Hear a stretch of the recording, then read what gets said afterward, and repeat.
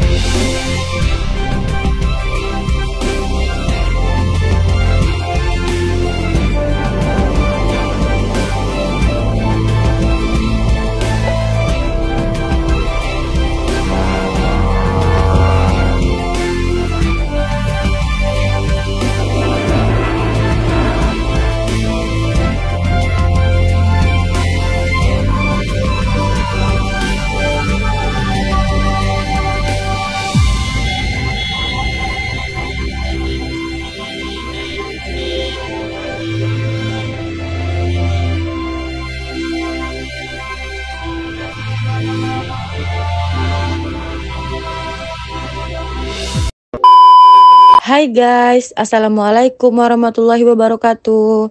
Kami dari kelompok 5 yang beranggotakan saya Abliu Fioren, saya Ayudia Puspitasari, saya Laras Melianti, saya Wilidia Alfira Nurhani. Di sini kami akan menjelaskan 6 manajemen kas. Yang pertama, pengertian manajemen kas. Yang kedua, tujuan manajemen kas. Yang ketiga, sumber dana penggunaan kas. Yang keempat, komponen manajemen kas.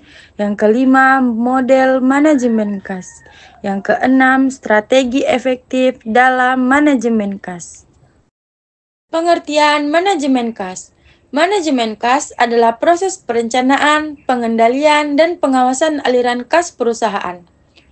Pengelola kas yang masuk dan keluar untuk memastikan perusahaan memiliki kas yang cukup untuk beroperasi sehari-hari dan juga memaksimalkan penggunaan kas yang tersedia untuk meningkatkan profitabilitas.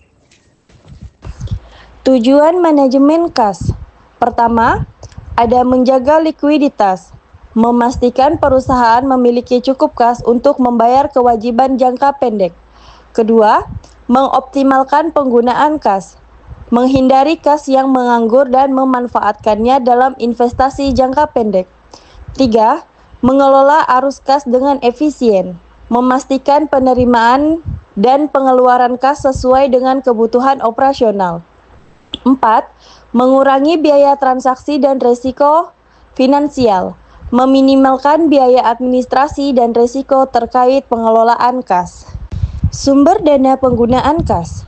Sumber kas, penjualan tunai, penerimaan piutang, pinjaman dari bank atau lembaga keuangan, penerbitan saham atau obligasi, divestasi aset yang tidak produktif. Penggunaan kas, pembelian bahan baku dan pembayaran biaya operasional, pembayaran utang dan bunga pinjaman, investasi dalam aset tetap dan proyek ekspansi, pembayaran dividen kepada pemegang saham. Komponen manajemen kas. 1. Penerimaan kas, yaitu uang masuk dari penjualan, piutang yang dibayar, dan investasi. 2. Pengeluaran kas, yaitu pembayaran utang, gaji karyawan, biaya operasional. 3. Perencanaan kas, yaitu menyusun anggaran kas untuk memastikan saldo kas selalu mencukupi. 4. Pengendalian kas, yaitu mengevaluasi dan mengontrol arus kas agar tidak terjadi penyalahgunaan atau kebocoran. Model manajemen kas. Yang pertama, model Baumol. Model Baumol ini digunakan untuk menentukan saldo kas optimal dengan mempertimbangkan biaya transaksi dan biaya kesempatan. Model ini mirip dengan model Economic Order Quantity dalam manajemen persediaan. Yang kedua, model Miller-Orr. Model ini menggunakan batas atas dan bawah saldo kas untuk menyesuaikan kebutuhan dana. Dan ketika saldo kas mencapai batas atas, kelebihan dana dapat diinvestasikan. Dan jika saldo kas mendekati batas bawah, perusahaan harus menarik dana dari investasi. Strategi efektif dalam manajemen kas. 1. Membuat laporan arus kas secara berkala. 2. Mengoptimalkan penagihan piutang agar kas masuk lebih cepat. 3. Mengendalikan pengeluaran dengan anggaran yang ketat. 4. Menyimpan dana cadangan untuk keadaan darurat. 5. Menggunakan teknologi seperti software akuntansi untuk memantau arus kas. Kesimpulan manajemen kas. Manajemen kas adalah seni menyeimbangkan arus kas masuk dan keluar secara tepat. Manajemen kas memastikan perusahaan Anda tidak hanya menjaga likuiditas, tetapi juga memenuhi kewajiban keuangannya dan memanfaatkan peluang investasi baru. Hal ini menjadikan pengelolaan kas sebagai tulang punggung likuiditas perusahaan. Pengelolaan ini menjaga arus kas tetap efisien, meminimalkan resiko, dan memanfaatkan kelebihan dana untuk keuntungan.